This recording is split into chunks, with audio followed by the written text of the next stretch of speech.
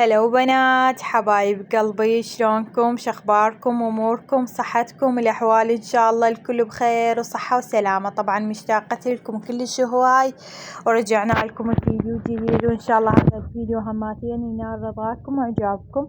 هذا الفيديو قصير مناسبة عيد القدير الأقر، حبيت أهنيكم من صميم أعماق قلبي مثل ما نقول. أهنيكم مناسبة عيد القدير الأقر، عيد الولاية وكمال الدين، وجعلنا الله وإياكم من المتمسكين بولاية أمير المؤمنين علي بن أبي طالب عليه السلام.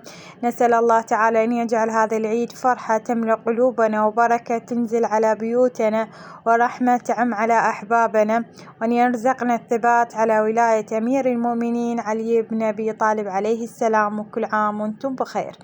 حبايبي هذا الروتين قلت لكم قصير، نزلت لكم بالبداية شوية سمك مثل ما تشوفون، بعدين سويت زلاطة ناعمة. أنا دائما أسوي يعني الخيار حلقات، فاليوم حبيت أغير. هنا جاي أشوي بالسمك، والسمكة كلش يعني طيبة ودهينة، أحب السمكة الدهينة.